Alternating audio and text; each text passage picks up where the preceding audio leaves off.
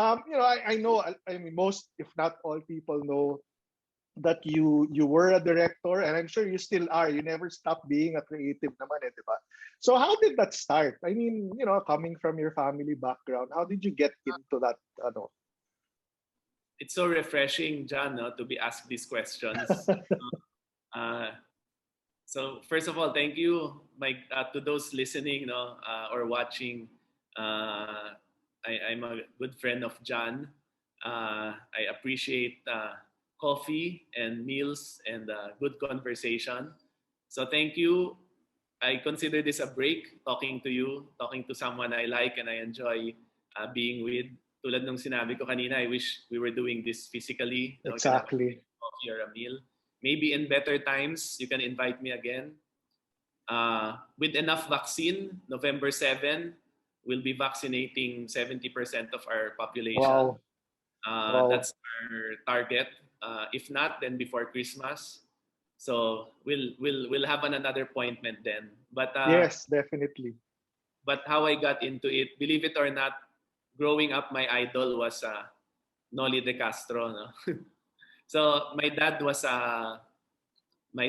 as you know, a lawyer, Mm. and one of his clients, no, was Noli De Castro, and I was so happy when I found out, no, that he knew Noli De Castro. Kasi nung time na yon, wala lang. I was just maybe not even a teenager, but enjoyed watching TV. And I think somehow parang I wanted to be a broadcaster. No, parang ganon. I enjoyed Dong Puno Live, Straight from the Shoulder by Louis Beltran. So those things are things that are enjoyed. And then uh, when I was in school, ang naging best friend ko, anak ni Ruther Batigas, the famous Okay. journalist. Okay. We were in second year high school, I think, when he put in the piece of paper, what do you want to take up in college? Nilagay niya Masscom. Best friend ko yon. So nilagay ko rin Masscom. So ganun lang kasimple. So when we were in fourth year, I think 15 years old, 16 years old is too young to know what you want to do in life. So I I didn't know yet. So I put in the piece of paper, Masscom. When I applied in UP at 16, 17 years old, I put on the top of my list Masscom. Kasi I thought it was interesting yung broadcasting. I liked Noli De Castro. Ganyan. Then eventually when I got to UP, I found out that pag broadcasting pala, meron palang iba-ibang sangay. In UP, it's journalism, comms research, broadcasting, and film.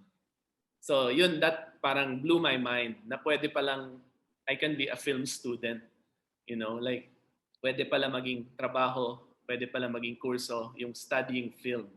So it took a while to get there. I shifted and transferred from different courses, no?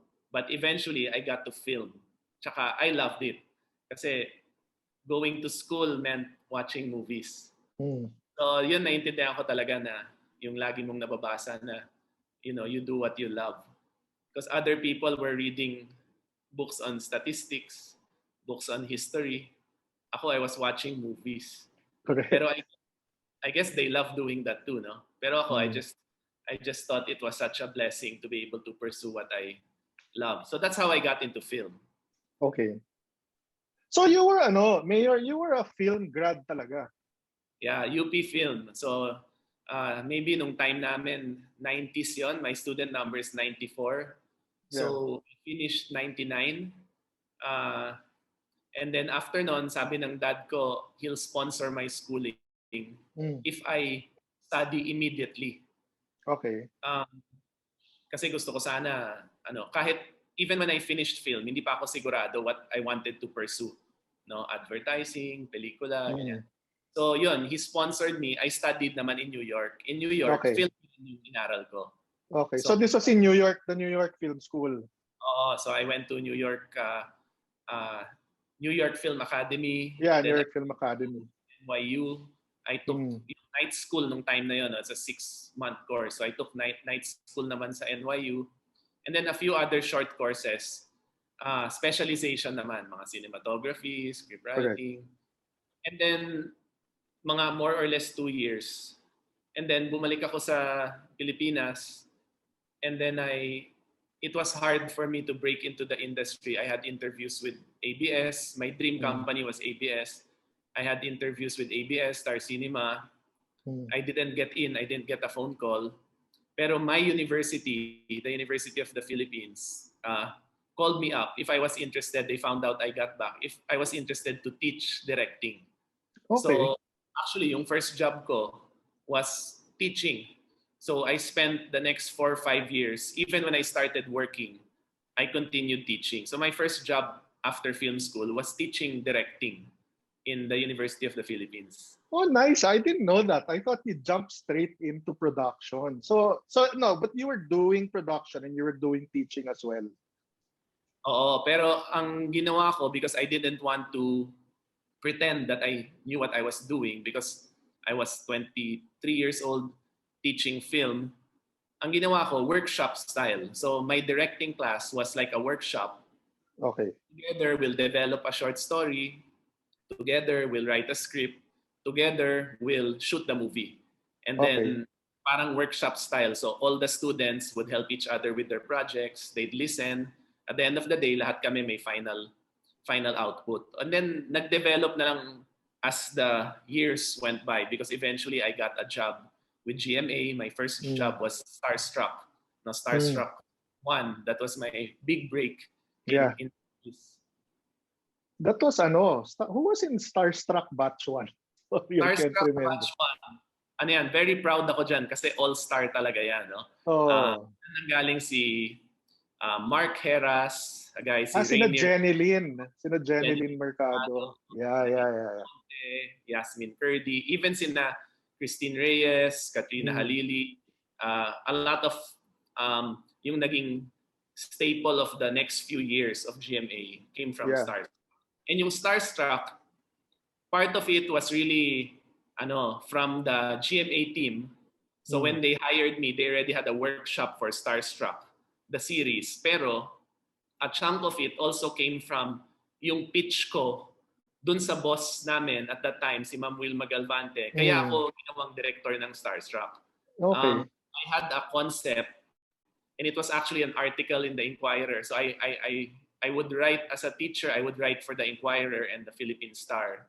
I had an article called "Who Wants to Be an Artista," Okay. and the idea lang was yung bigat ng problema sa Pilipinas, social mobility, yung American dream that we can be anything we want.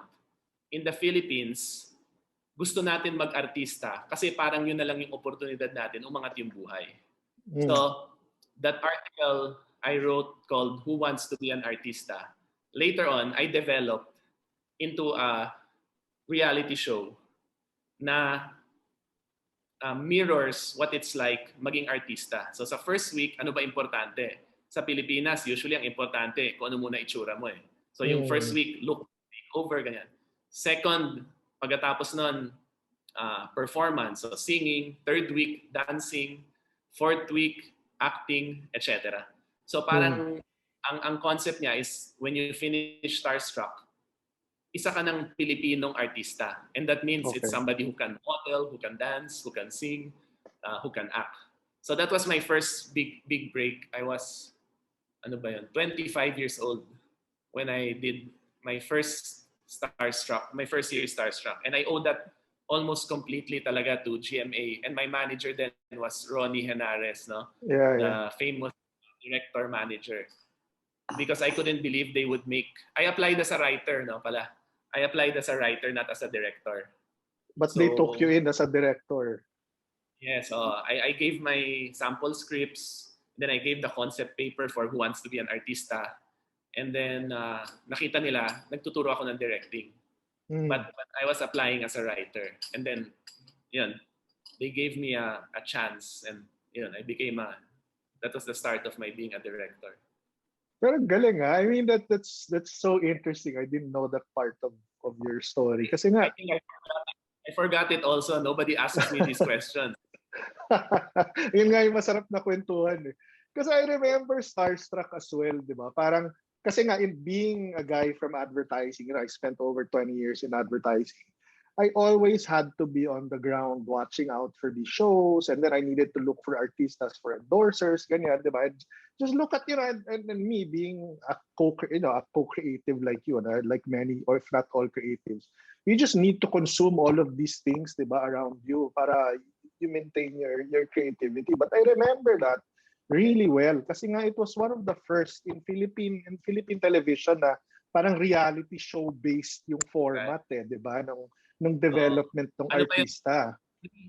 Big Brother. Correct. Oh, Correct. Yeah. And then I think it was also yung the rise of GMA. Kasabay niya yan yung time na they started competing with GMA kasi ang galing nung show na kasabay namin, yung Extra Challenge. Yes.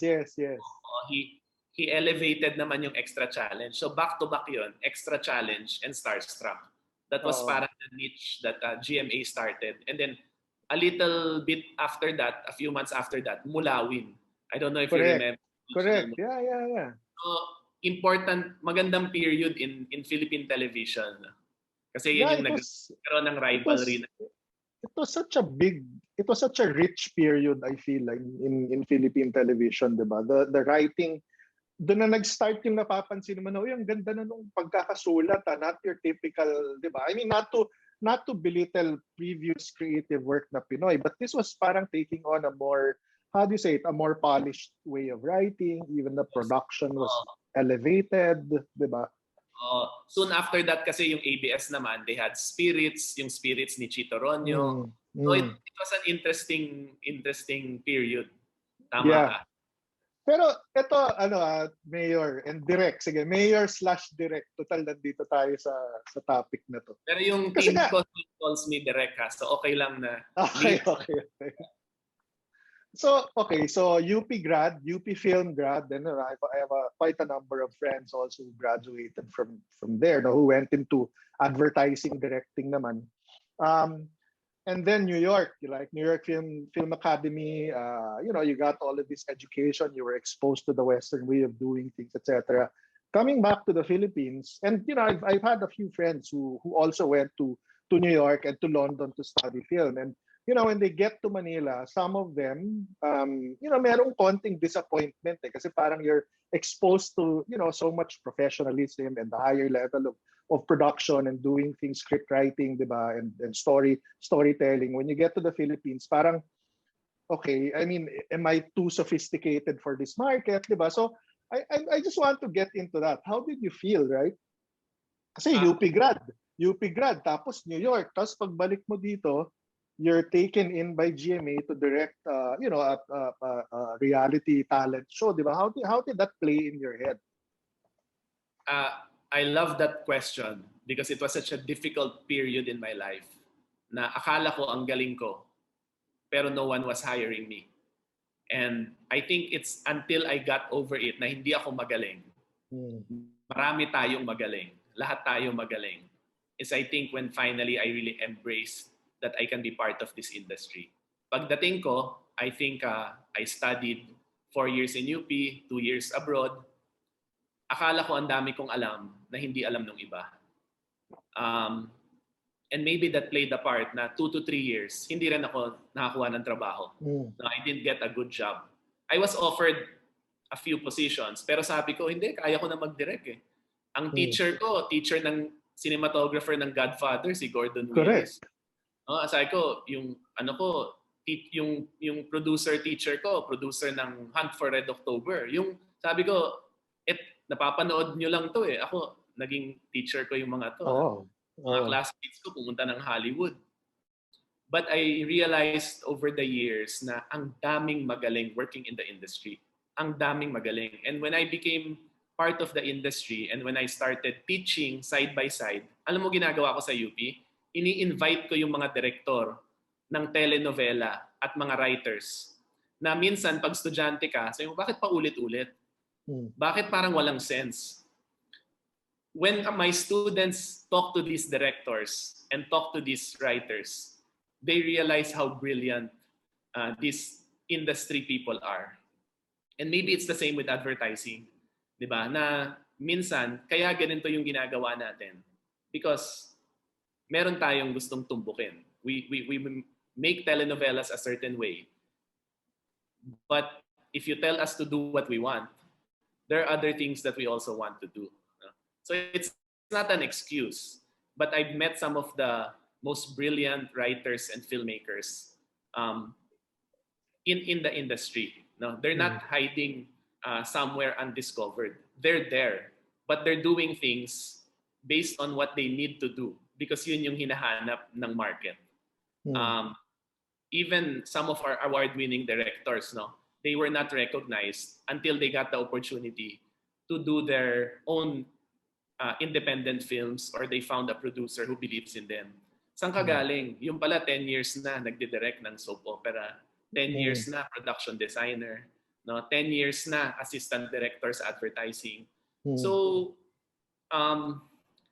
to answer your question, it's really I needed to embrace na maraming magaling sa industriya and there are lots of things that I didn't know. And that, like you said, kailangan hindi ako maging madamot sa pag-share ng alam ko, but at the same time to listen to people because there's so many people who studied here, who had life experiences here, na maganda yung mga ideas. So parang gano'n. At the end of the day, na-realize ko, kahit saan ka pala nag-aaral, kahit saan ka pala galing, kung likas sa'yo magkwento, kung meron kang gusto ikwento, kung meron kang gusto sabihin, no? Then you should be listened to. You're someone who should have the opportunity to tell that story. Parang gano'n. Correct. Nakagagalit minsan si Phil. You know my wife, Phil, di ba? Yeah. Of course. Sabi niya, maganda ba yung movie? Sabi ko, Phil, walang pangit sa akin eh. Kasi, I don't know if that's a good no? Pero walang pangit sa akin eh. Kasi sa akin dyan, parang, if somebody took the time to write and to tell that story, maybe I should listen more. Maybe there's a certain thing to watch and to appreciate. So, kahit na kung ginawa yung pelikula na yan for commercial purposes, na pinag-aaralan ko, bakit? Sino ba yung gusto niyang kausapin? Ano ba yung gusto niyang sabihin? So I think dumating sa point sa life ko na as a filmmaker, as someone who's in creatives, na I began to try to understand more other people. That's a good Mayor. Kasi I think natumbok mo eh. If there's something kasi that I've always tried to tell younger kids or people when I share with, no. Parang kasi nga feeling mo talaga minsan paglabas mo ng eskwela, ang galing mo eh. Yung wala nang pwedeng maturo sa'yo, di ba? And I always tell them that's when you start to fail. And that actually begins your your descent into frustration. Kasi nga, hindi. I mean, ako, I'm not young. I'm 51 years old. I've spent so much time with this industry, di ba? And marketing and all of these things. But I still need to talk to people to learn from them, di ba? And to me, that the creative process doesn't end. Eh. I've done, binilang ko siya one time. So ko, curious ako, how many commercials have I done? I mean, how much work? What's my body of work? Direct, I counted. Last count, I've done about more than 300 TV commercials, more than 2,000 print ads. I mean, ang dami, and I can rattle off the statistics. But at the end of the day, kulang pa sa akin yun eh. Parang sinabi mo, di ba, walang pangit na pelikula. May pelikula kang gusto, may pelikula kang hindi masyadong gusto, but the secret is to take all of this in. And I think that's the most precious advice that we can give the younger people, di ba? Be humble, take in other people's stories. That's interesting, Jano, what you said. I think with your body of work, even if a 20-year-old walks in here, di ba, who studied in the best schools in the world, malamang dyan, nakita mo na yan eh. Narinig mo na yan eh, di ba? Oh, exactly. Parang nga eh, di ba? Ang sinasabi natin lagi, wala namang bagong kwento eh. It's just the way you tell the story that changes. I think dyan yan yung baka hindi na-realize ng iba sa industriya natin, no, in storytelling, filmmaking. Pero we always hear it in fashion, di ba? In fashion, we always, uso ulit yan. No? Uso ulit yung jeans. Nauso dati yung topsiders. Ngayon, parang, in fashion, it happens. But the reality is, it also happens in our industry. Yeah. So when we were 20 and bago tayo and may napanood tayong bagong pelikula, bagong libro, galing tayong eskwelahan that nobody else has been to, listen to a lecture that nobody else have access to, then we think it's new and it's special. No? And maybe there's something new and special about it. But if I talk to you about it, John, and you said hundreds of commercials and print ads, malamang narinig mo na to dati, di ba? So Mm. the as a 20, 30-year-old, ako, I couldn't believe at a 20-year-old. Akala ko talaga, nung kausap ko yung mga boss ng Star Cinema at boss ng GMA, akala ko talaga, di pa nila napapanood yung mga napapanood. Hindi nila kilala Yeah. si Tarantino. Hindi nila alam yung Correct. Pulp Fiction. Yung pala, no, bago mag-Pulp Fiction, meron namang French New Wave, no? Meron naman silang napanood. Exactly. Meron namang Broca Bernal. Alam mo, if you watch the Bernal movies, if you watch Manila by Night, it's as new wave as it's as modern and progressive, no, yung parallel storytelling. Para na siyang Exactly. Tarantino. So later on ko na lang na-realize yun nasabi ko ang yabang ko pala. No, nung kausap ko yung mga big boss, ang swerte, dati galit ako, no, that they didn't give me that chance. But later on I realized I was so blessed to have an opportunity to have an interview with some of the top people in ABS, in Star Cinema, Yeah. and GMA.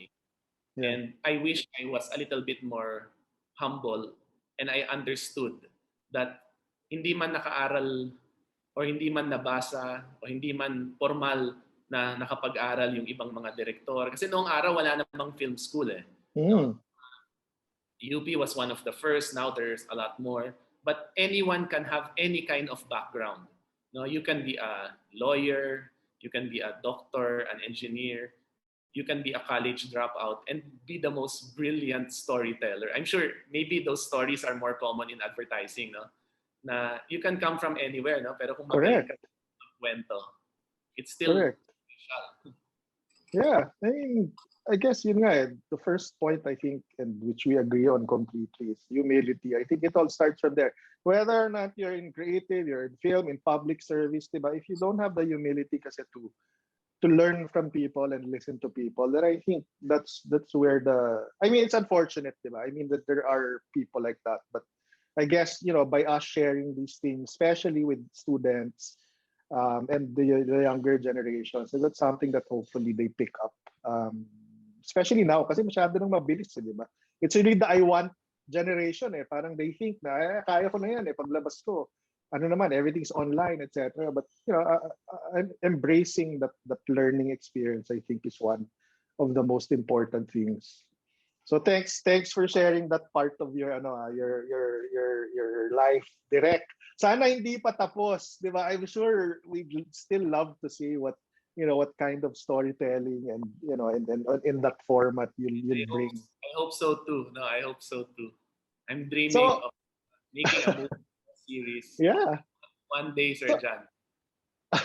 so Mayor, sige, I'll shift to that. No? So given that experience, diba, and this is I think one of the main parang missions, if I can call it that, of this content that I'm trying to create is your creativity, di ba? I'm sure you were born with that. It was an interest that you said that you had at a very young age and pursued it and built a young career out of that. And then jumping into public service. And I'm curious, di ba, to see the parang the parallelisms and the jump. How did that translate? How did your creativity, di ba, or your talent for storytelling and appreciating stories, watching stories, taking it all in, how did that translate into your getting now into the harder part of public service and politics, and how did it benefit you and your constituents?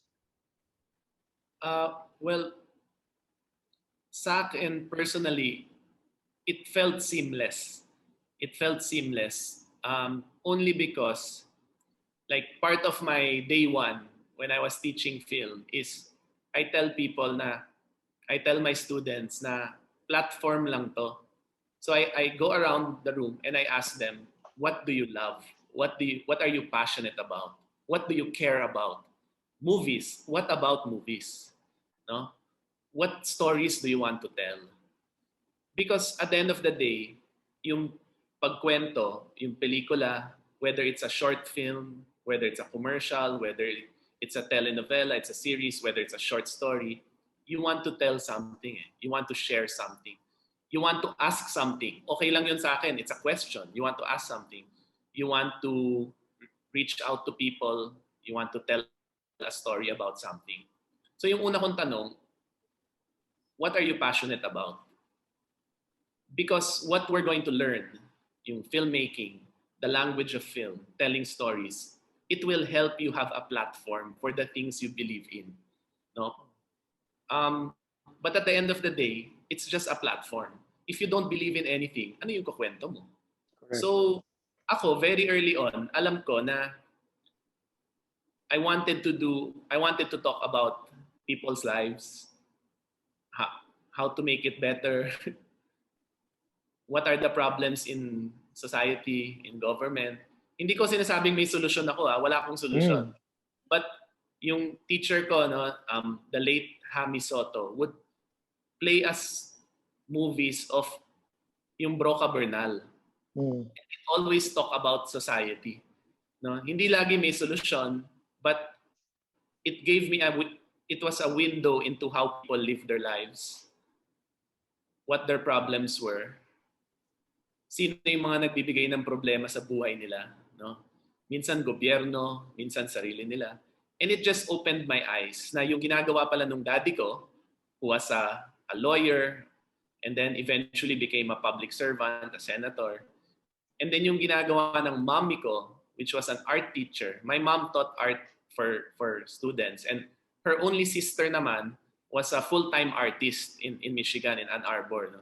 So, she was a painter. So, na-realize ko na growing up, seeing my dad, watching him defend clients, fight for people, I didn't realize na may passion rin pala ako for it because I was attracted to movies that talked about social inequality and things like that. So sa akin, medyo naging seamless because my first telenovela was with the great late Direk Mario J. De Los Reyes. He Magnifico, which is a beautiful film. So kung hindi pa nakakapanood, panoorin niyo yung Magnifico among many other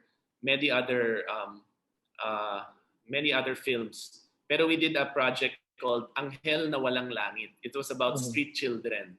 So if you Google Anghel na Walang Langit, after that, we did another series, Kalya Lily. It was about twins na daughter ng OFW. So with Direk Mario J, both my first two projects after Starstruck, pero nakita niyo naman yung Starstruck nung kwento ko, it's still also about opportunity. It's about how to get a shot and how to get a chance in a society where seemingly napakahirap magkaroon ng opportunity. Then yung first two projects ko na telenovela it was with Direk Mario J, and the series was about talaga yung hirap ng buhay, and the lack of opportunities. So I felt right away na platform ko lang yung pagdidirect. Pero yung nakukwento ko doon are stories I want to tell. So later on, pakiramdam ko, nung pumunta ako sa gobyerno, I had the opportunity to be a public servant, nag-iba lang yung platform. But I still care about the same things. Naalala ko, it's so clear to me when Direk Mario J said this in one of our meetings. Sa telenovela kasi dalawa lagi director eh. You do 20 to 30 sequences, tas yung isa namang director, tas 20 to 30 sequences, sabay kayo. Tapos i-edit yon. Kasi usually pag nanonood kayo ng telenovela, there's a lot of parallel stories happening. Yep. Yung kwento ng magulang, yung kwento ng anak. So minsan, yung kwento ng magulang, iba director nun, yung kwento ng anak, iba director. So kailangan lagi kayo nag-uusap tungkol sa tono, sa timpla. I remember Direk Mario J said, and he was so passionate about it, na parang, this was about cheating. Yung mga bata nagkokopyahan.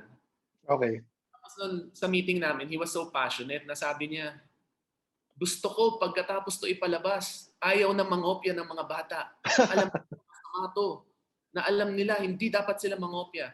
I was so impressed, na parang But I was a 25, 26-year-old director. Tapos itong award-winning director, he believed so much in his product. He believed so much in his telenovela na gusto niya, pag nanonood yung mga bata, matatakot sila mangopya, na alam nila that cheating is bad. When I was watching telenovelas at home, I never thought that the people who made these movies or these telenovelas intended to change our minds about things, about Yeah. the world. So I just thought it was so impressive. And then ganun na rin, when I became a public servant, sabi ko, we're blessed with a platform. So I wanted to share the same things. So yun, I think sa managerial side, iba naman yun, no? Kasi there are different challenges. Pero sa puso, sa advokasya, I think it was a little bit more seamless because I was blessed to be surrounded by people na uh, complemented yung advocacy ko early on when I was starting out as a director. Ganda ng kwento, Direk. Mayor, thank you for sharing that. Kasi nga, alam mo, ako ito, share ko lang. If I look back also at my career, right, what I've been through, right, advertising, I was creative, and I started my own agency, and then I went into marketing, I became client, etc. Iba-iba. I mean, there's the finance and managerial part of it, there's the creative end of it. But what ang nagtatahi dun kasi, and I always say is, ano ba yung why mo? 'Di ba? Ano yung rason kung bakit mo ginagawa yung ginagawa mo? And and what sa akin ang tumagos dun sa sinabi mo, what resonates is it's a platform.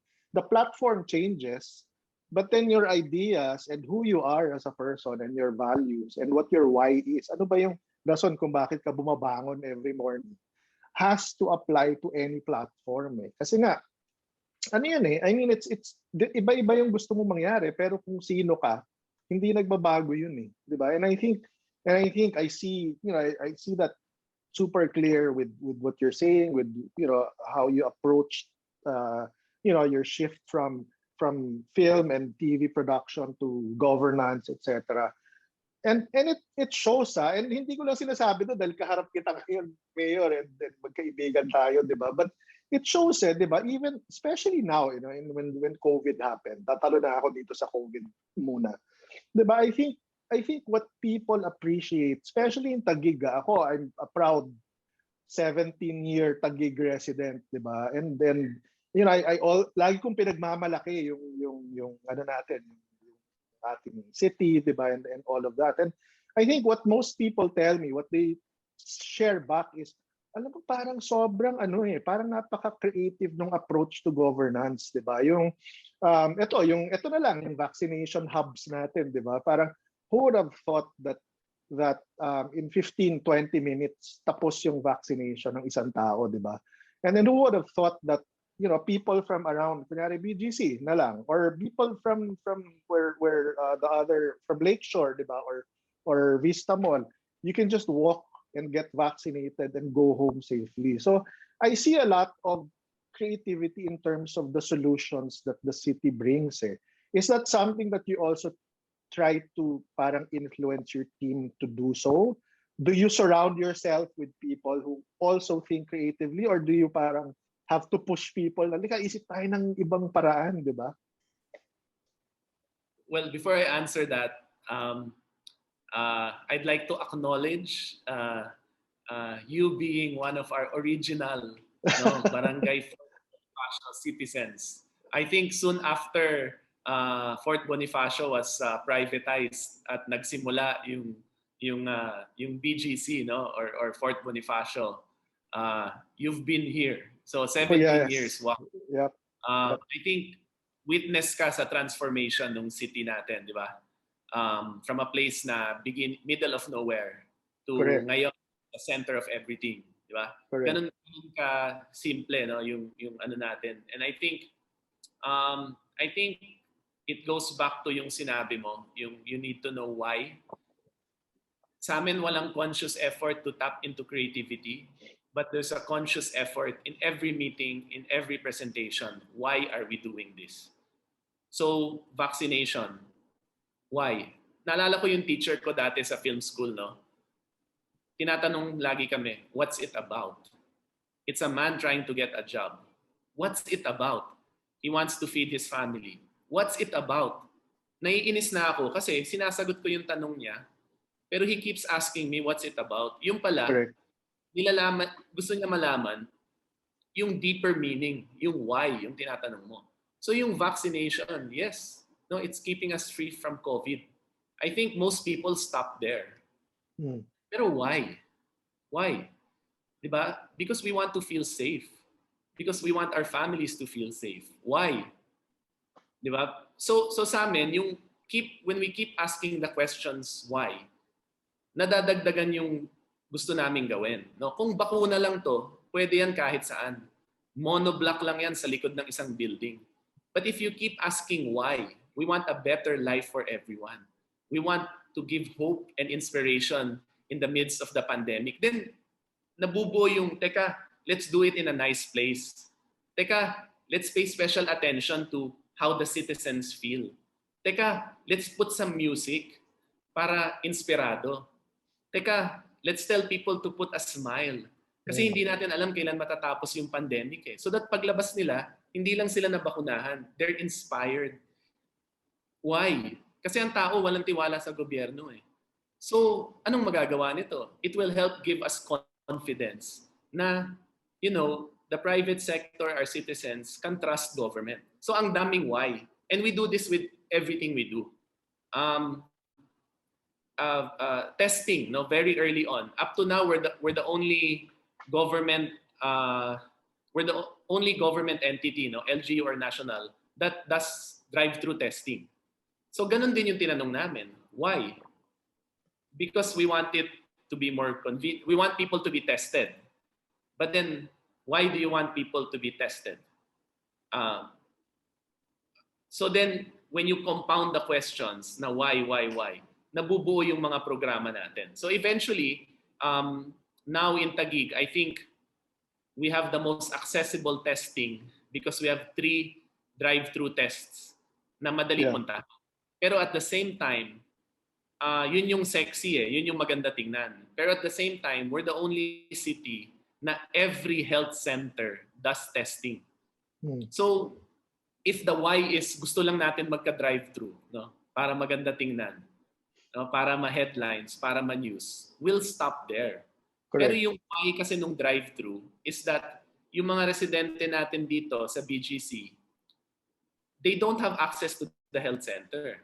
Just like yung mga kasama natin na nakatira malapit sa health center, walang access sa drive-through kasi walang sasakyan unless mag-jeep sila at magta-tricycle. So if you keep asking the questions why, I don't think we have a conscious effort to be creative. But I think yung sinabi mo, which is, I don't know how to describe it, but the essence of creativity, which is to try to push, ask questions.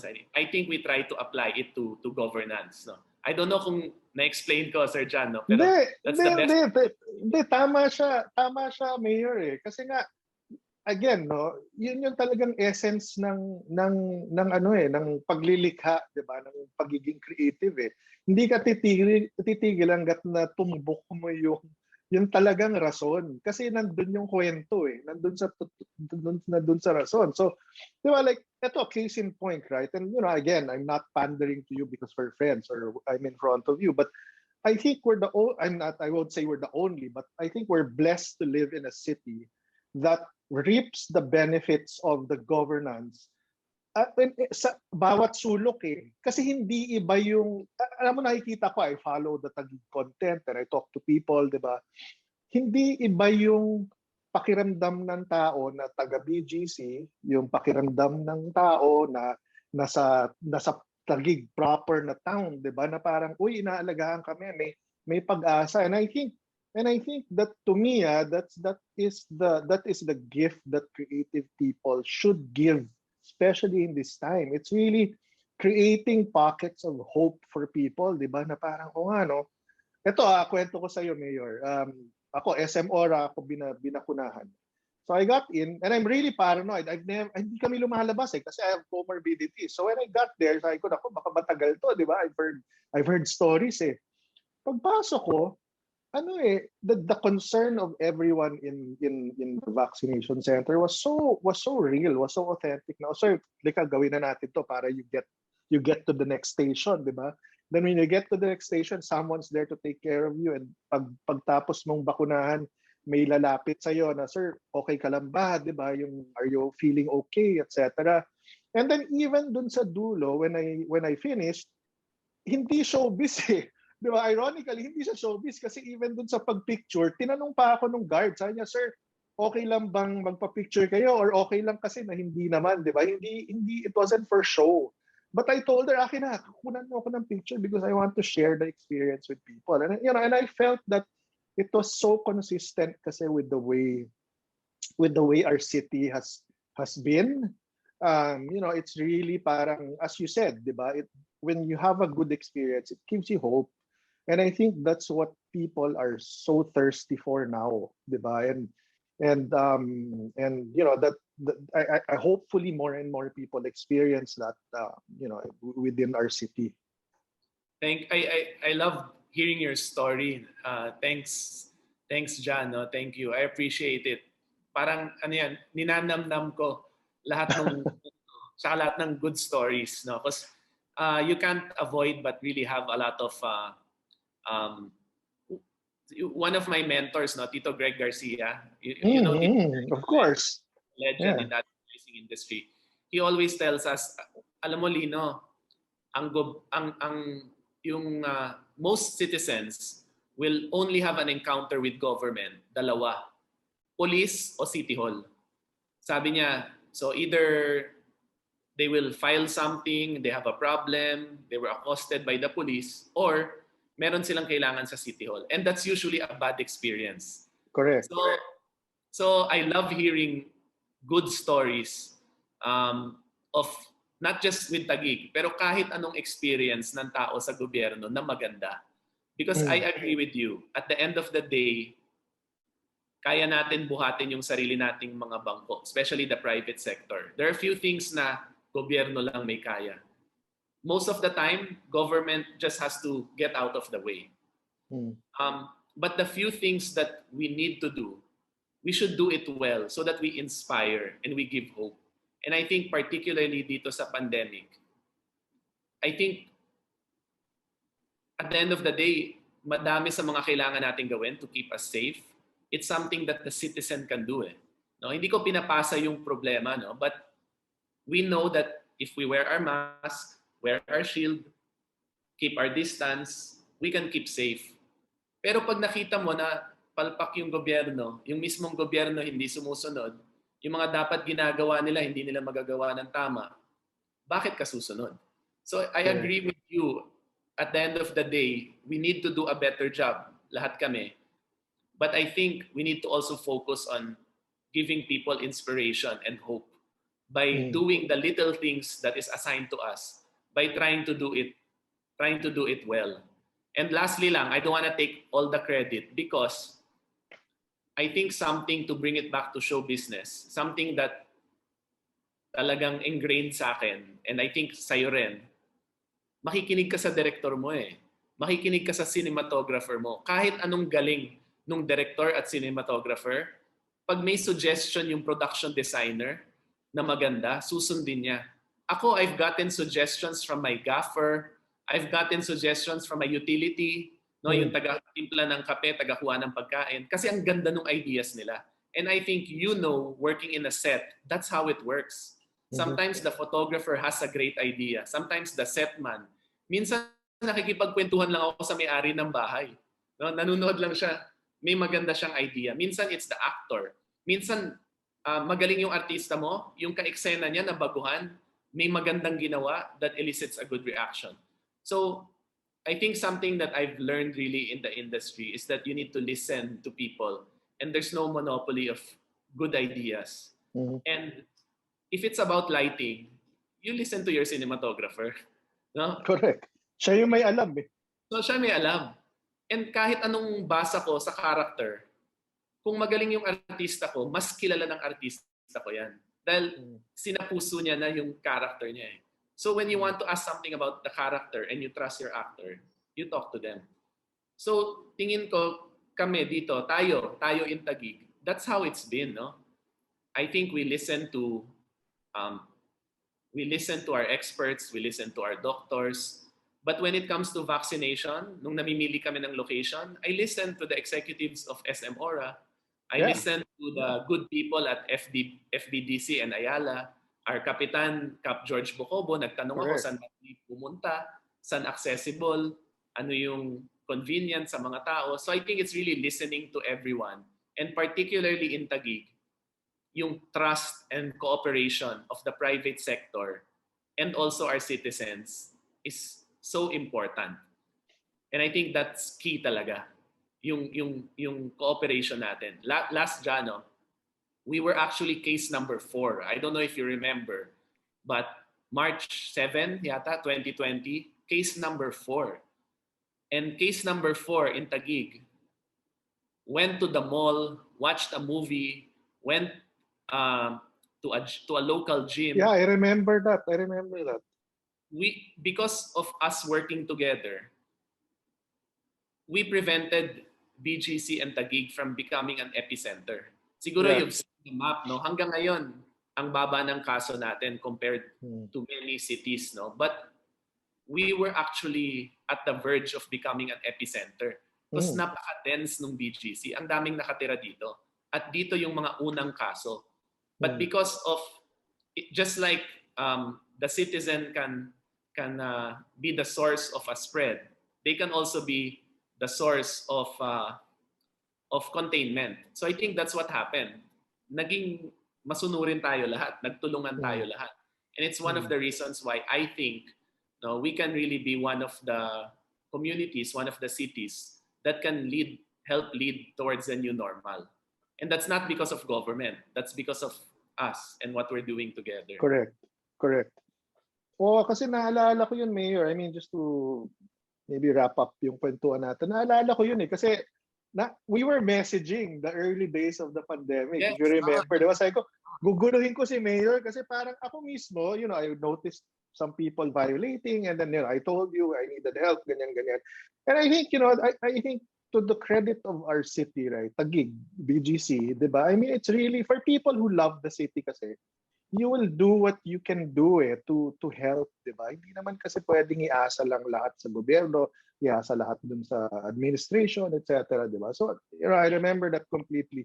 So, Mayor, I mean, I don't wanna keep you, as you said, may part 2 pa to. Sana with us being finally together and sharing that cup of coffee. So, maybe just to wrap up, 3 points sa akin ang tumalon that has stuck to me.